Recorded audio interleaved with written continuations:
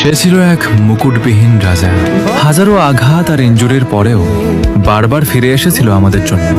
আমার শৈশব শুরু হয়েছিল তার জাদুকরী স্কিল দেখে। নিজের অজান্তেই মনের অনেকটা জায়গা দিয়ে ফেলেছিলাম তাকে।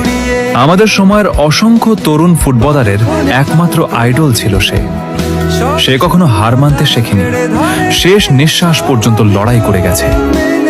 তার একটাই স্বপ্ন ছিল একবার বিশ্বকাপ ট্রফিটা ছুঁয়ে দেখা, কিন্তু ভাগ্য তাকে কখনো বিশ্বকাপের ফাইনালও খেলতে দিল না।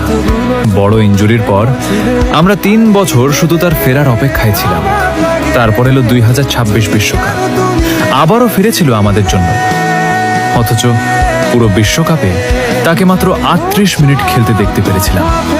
তারপর এলো সেই কালো রাত। জাতীয় দলের জার্সিকে বিদায় জানালো আমাদের বস।